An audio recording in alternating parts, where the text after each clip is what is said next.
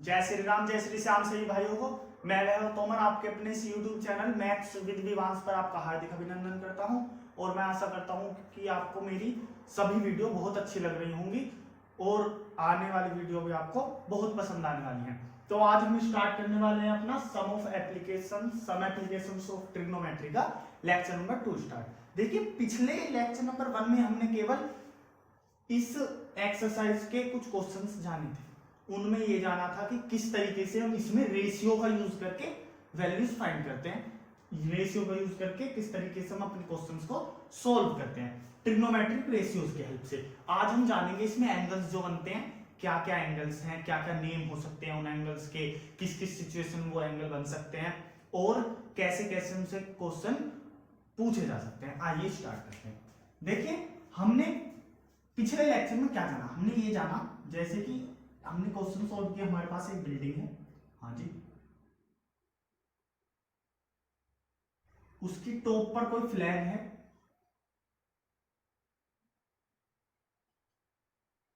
और उस फ्लैग को हम जमीन पर खड़े होकर देख रहे हैं, ग्राउंड पर खड़े होकर देख रहे हैं।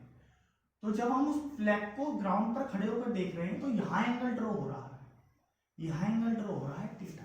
तो वो थीटा एंगल जो ड्रॉ हो रहा है ना भैया, वो थीटा एंगल जो बन रहा है वो एंगल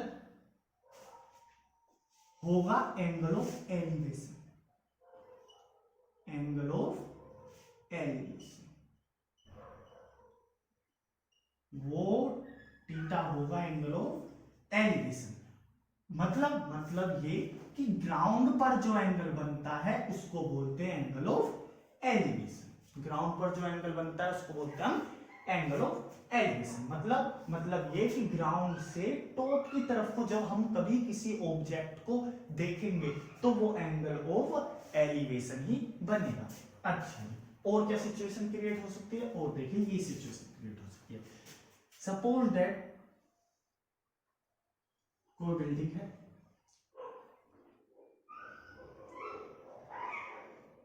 उस बिल्डिंग के हम टॉप पर खड़े हुए हैं और टॉप से हम सपोज दैट नीचे कोई ग्राउंड में नीचे कोई गमला रखा हुआ है।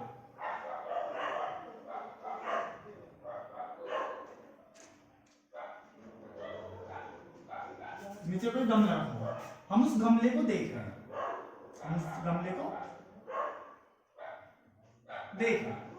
तो जब हम उस गमले को देख रहे हैं तो ऊपर से कोई ना कोई एंगल ड्रॉ हो रहा होगा। हाँ जी, तो उसके लिए पहले एक सरफेस सिलेक्ट कर लेते हैं, हॉरिजॉन्टल सरफेस। देखिए, बिल्कुल इसके पैरेलल है, ग्राउंड फ्लोर और ये टॉप।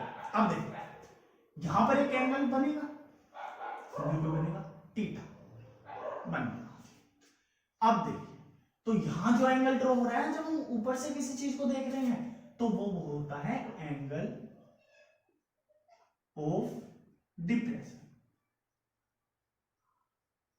Angle of depression. वो कौन सा एंगल बनता है? एंगल ऑफ डिप्रेशन बनता है। हाँ जी, इतना कोई डाउट नहीं था। देखिए, एंगल ऑफ एलिवेशन कौन सा?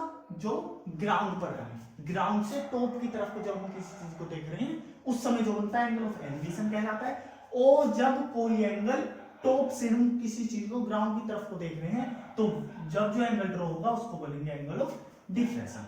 हाँ जी, अब देखिए इस सिचुएशन को देखिए,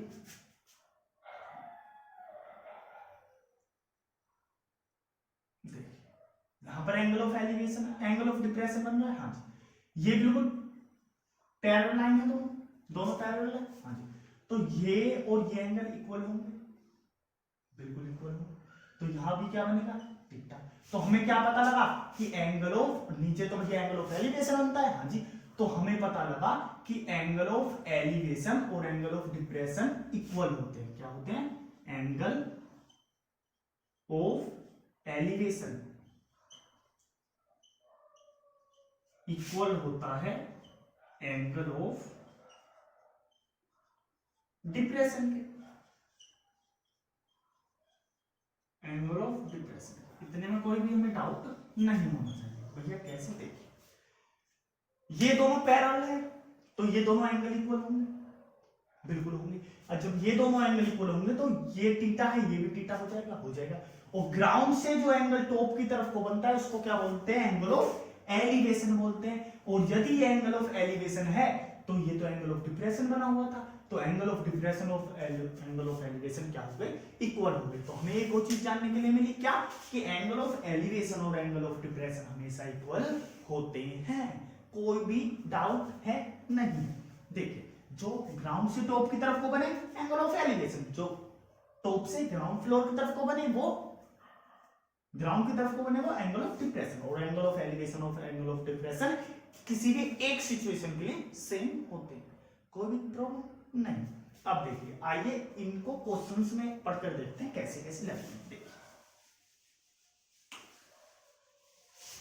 बिल्कुल इन्हीं चीजों को याद रखना है, और लेक्चर नंबर 1 अगर अभी तक आपने नहीं देखा हो तो मैं आपको डिस्क्रिप्शन में लिंक दे दूंगा, वहां पर जाके देखिए और उससे आपको पता लगेगा किस तरीके हम रेशियोज का यूज करके, ट्रिग्नोमेट्रिक रेशियोज का यूज करके इस एक्सरसाइज को आसानी से सोल्व कर पाते हैं। देखिए हमको बोला कि हमारे पास एक बिल्डिंग है, हाँ जी, और उसकी टॉप को हम देख रहे हैं उससे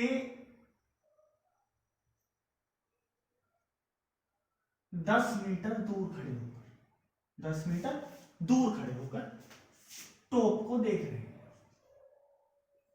देख तो जब हम उस टॉप को देख रहे हैं तो हमारा यहां थीटा बनेगा, हाँ जी, वो कुछ ना कुछ डिग्री का होगा, बिल्कुल होगा, वो थीटा है 60 डिग्री का।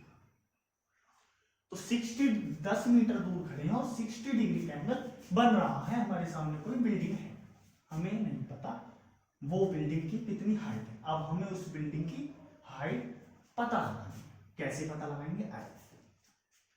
देखिए इसमें क्या है, बेस है, और क्या पूछा है, परपेंडिकुलर पूछा है।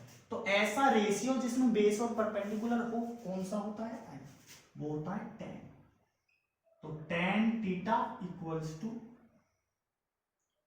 Perpendicular upon base. अब देखिए ये कहां पर एंगल बन रहा है, कहां पर बन रहा है, ग्राउंड पर। तो ग्राउंड पर एंगल बन रहा है तो कौन सा एंगल होगा, एंगल ऑफ एलिवेशन। कौन सा होगा, एंगल ऑफ एलिवेशन। इतने में कोई डाउट नहीं। अब tan theta tan 60 degree, tan 60 degree की वैल्यू क्या होती है भाई, √3। परपेंडिकुलर मालूम नहीं, बेस tan, परपेंडिकुलर क्या आ गया, tan √3 मीटर। तो height of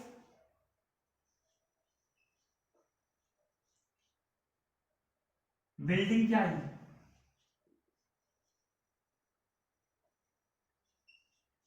height of building है tan √3 मीटर।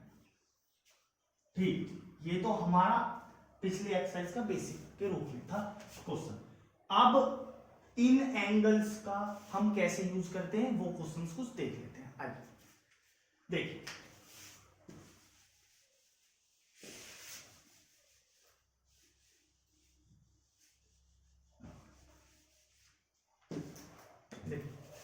सपोज करिए कि हमारे पास हमारा एक टावर है,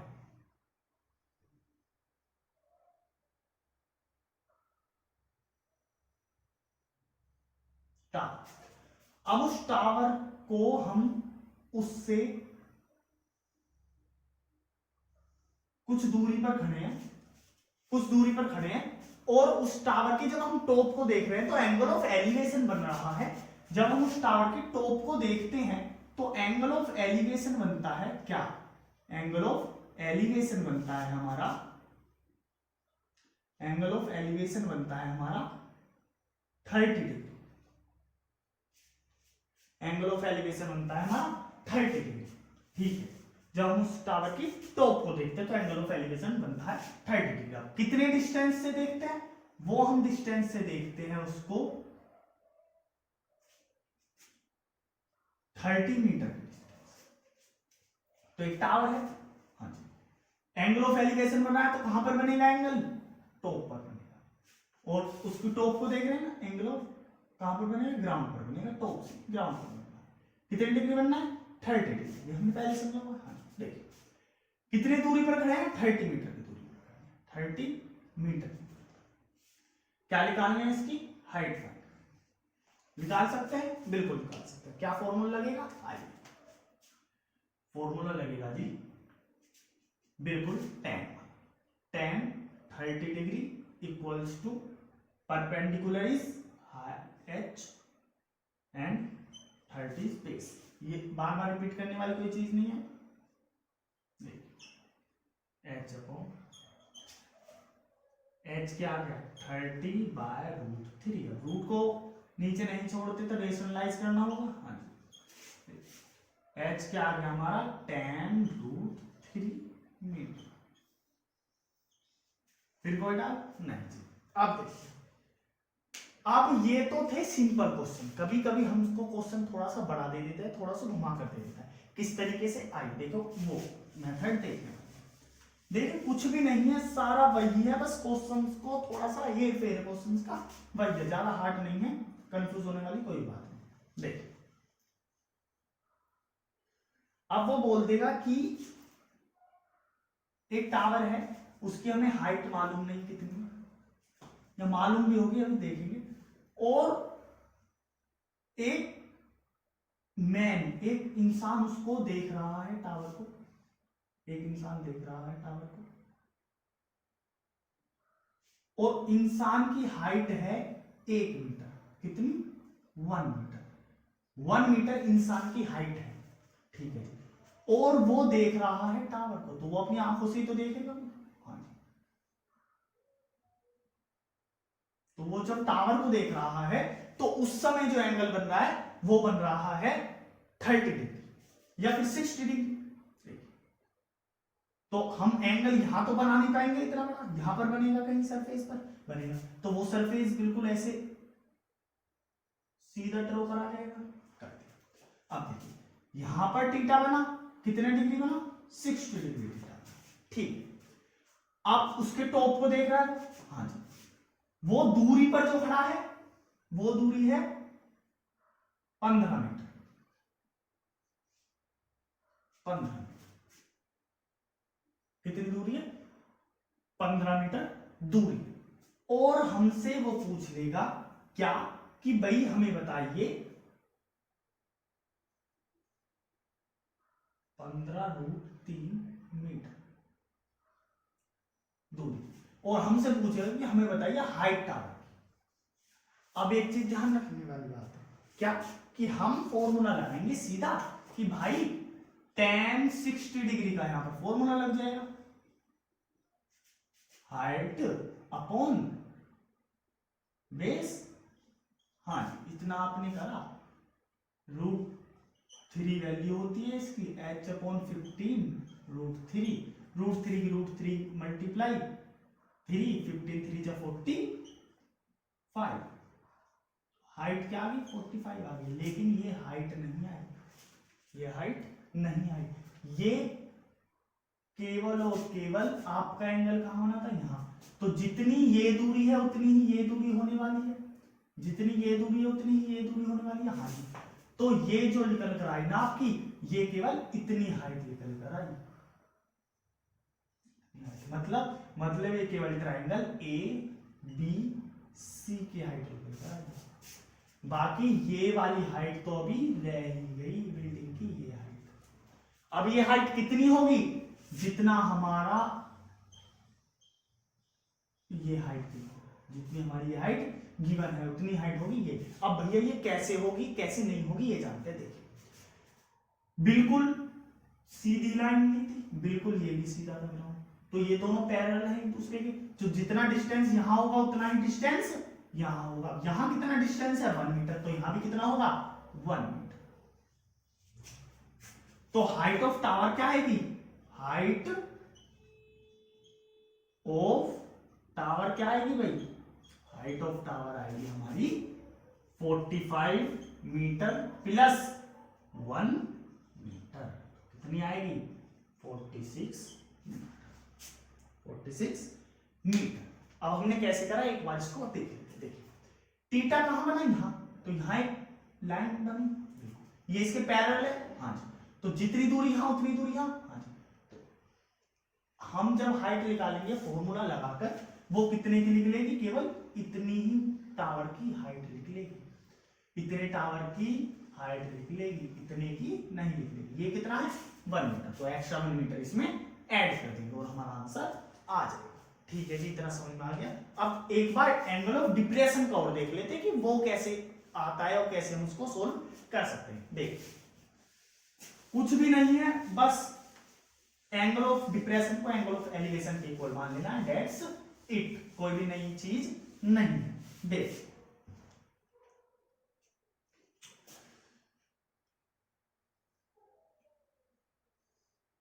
एक बिल्डिंग है हमारे पास, उस बिल्डिंग की टॉप से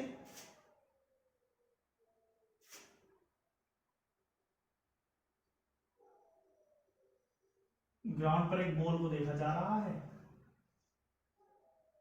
ग्राउंड पर एक बॉल को देखा जा रहा है और एंगल ऑफ डिप्रेशन बन रहा है, एंगल ऑफ डिप्रेशन बन रहा है। जब भी एंगल ऑफ डिप्रेशन बनेगा तो ऊपर बनेगा, तो उसके लिए एक सरफेस ऐड करना पड़ेगा और सरफेस बिल्कुल पैरेलल ऐड करते हैं ग्राउंड सरफेस के, बिल्कुल पैरेलल ऐड करना है, हाँ जी। अब देखिए यहां बन रहा है एंगल ऑफ डिप्रेशन और वो एंगल ऑफ डिप्रेशन बन रहा है सपोज दैट 60 डिग्री, 60 डिग्री। तो मैंने बताया था एंगल ऑफ एक ही सिचुएशन के एंगल ऑफ डिप्रेशन और एंगल ऑफ एलिवेशन इक्वल होते हैं, तो ये भी कितना हो जाएगा 60 डिग्री, कोई नई चीज नहीं।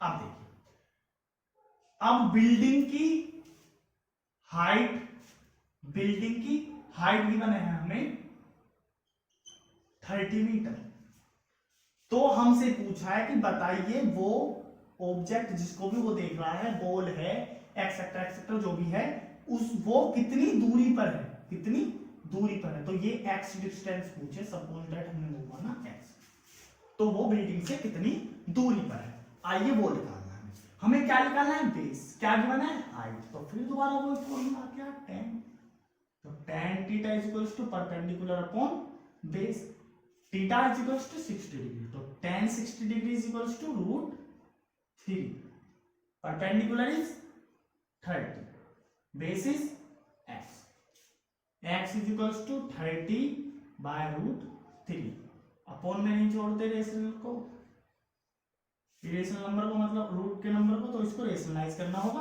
तो क्या आएगा tan √3 मीटर। ये भी कोई बड़ी चीज नहीं थी, ये भी कोई बड़ी चीज नहीं थी। देखिए हमें क्या करना है, सिंपल जितना एंगल ऑफ डिप्रेशन बोला है ना उसको एंगल ऑफ एलिवेशन में चेंज कर दो, दैट्स इट, कोई भी नई चीज नहीं है, इतना सोल्व करो, आंसर हमारे हाथ में। अब देखिए ये तो था सिंपल, और अगर ये एंगल ऑफ डिप्रेशन बिल्कुल उसकी तरह आ जाए जैसे कि अभी हमने हाइट वाला किया था कि मैन की हाइट दी हुई है 1 मीटर 1.5 मीटर, उसका कैसे होगा, आइए वो क्वेश्चन देख लेते हैं। बिल्कुल भी नहीं हार्ड नहीं, बिल्कुल सिंपल इसी तरह से होने वाला है। आइए लास्ट क्वेश्चन होने वाला है, उसके बाद हम सभी क्वेश्चन इस तरह से करेंगे। देखो उसमें तो ऐड करेंगे बस आंसर आ जाएगा। अब देखिए हम एक नया टाइप का क्वेश्चन देखने वाले हैं, कैसा कि हमसे बोलेगा कि एक टावर है, हाँ जी टावर हमने लेट कर लिया, टावर सपोज दैट ये टावर, हाँ उसको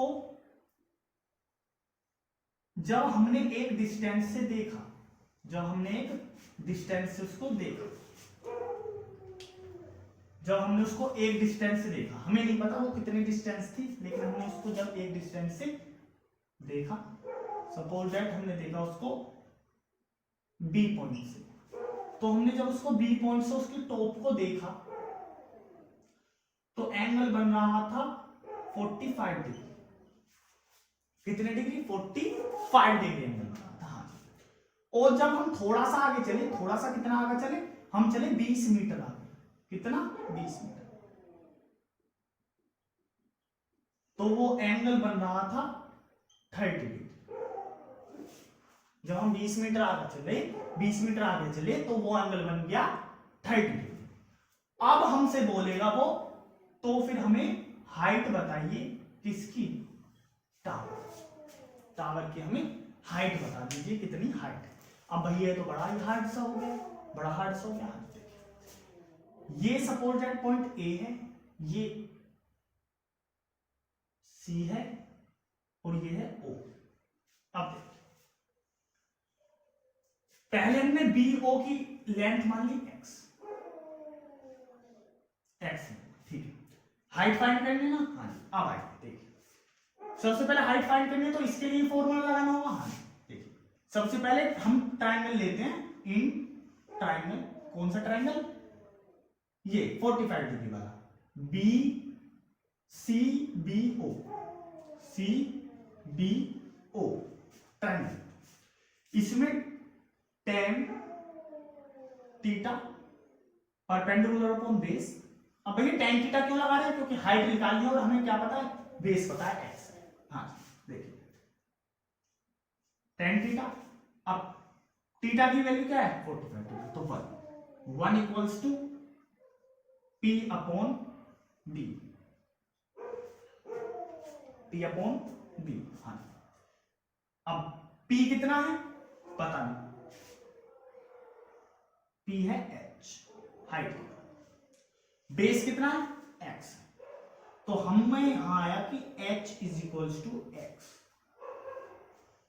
इतना तो हमें क्लियर हो गया यहां से कि h किसके बराबर है, x के बराबर है। हाँ जी, इतना हमें इससे क्लियर। अब देखते हैं कौन से ट्राइंगल में, सेकंड वाले इन ट्राइंगल, कौन सा, ये पूरा का पूरा ट्राइंगल सी ए ओ, सी ए ओ, कोई नई चीज नहीं है, बिल्कुल tan थीटा लगाना है। कितने डिग्री है 30 डिग्री, tan 30 डिग्री किसके इक्वल होने वाला भाई, h अपॉन 20 प्लस एक्स। अब ये कितनी लेंथ होगी 20 प्लस एक्स, तो h upon 20 plus x, 20 plus x. अब देखिए ये हम यहां सोल्व करने वाले हैं, बिल्कुल भी कंफ्यूज होने वाली कोई बात नहीं है। देखिए इसकी वैल्यू क्या होगी tan 30 की, 1 upon root 3 is equals to h upon 20 plus x. कोई बड़ी बात नहीं है, नहीं जी। अब इसकी मल्टीप्लाई यहां, इसकी यहां, क्रॉस मल्टीप्लिकेशन करने वाले हम, 20 plus x is equals to h root 3। अब आप मुझे एक बात बताइए, h किसके इक्वल था, x के, x को। अब या तो इसे x मान लीजिए, इसको x मान लीजिए, क्या मानना चाहते हो, h फाइंड करना है भाई, h ही मान लो, ज्यादा टेंशन नहीं लेना, h। तो 20 plus h equals to h root 3, h root 3। अब ये h इधर जाकर माइनस हो जाएगा, तो क्या हुआ 20 equals to h root 3 minus h। अब सपोज दैट रूट 3 की वैल्यू हमें गिवन थी, रूट 3 की वैल्यू होते हैं 1.732।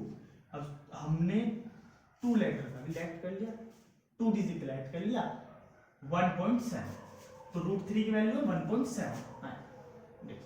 1.7 यहां पुट करेंगे तो क्या हुआ 1, तो 20 इक्वल्स टू 1.7 h, इसमें से क्या माइनस होगा 1h, तो कितना बचेगा 20 इक्वल्स टू 0.7 h, तो h इक्वल्स टू इधर आ जाएगा 20 अपॉन 0.7, पॉइंट हटाया 0 लगा, क्या आएगा h इक्वल्स टू, कट करेंगे कितना आएगा 7 1 7, 7 2 14, 6 7 8 56, 4 बचा, 4 अपॉन 7 मीटर, तो 28 4 अपॉन 7 मीटर। ये हमारी क्या आई हाइट लेकर आई। बस इसी तरह से हमें सभी क्वेश्चंस करने होते हैं, कोई भी नई चीज नहीं है। तो आज हमने इस चैप्टर को पूरी तरह से कंप्लीट कर लिया है, जिस भी टाइप्स के क्वेश्चंस आते हैं वो हमने पढ़ लिए हैं, बस थोड़ी सी लैंग्वेज समझने की देर है, सभी क्वेश्चंस हो जाते हैं। अब देखिए एक बार इसकी यहां से कैलकुलेशन देख लो, क्या किया हमने सबसे पहले h को x के इक्वल देखा, हाँ जी देखा, नेक्स्ट ट्रायंगल लिया, इक्वेशन सॉल्व करी, उसके बाद हमें दिखा कि ये h आ रहा है, ये x आ रहा है, दो वेरिएबल आ रहे हैं, दोनों को कैसे चेंज होगा भाई, h और x इक्वल थे तो यहां पर h पुट कर दिया, माइनस करा, √3 की वैल्यू 1.7 लेट करी, पुट करी, पुट करने के बाद 0.7h आ गया।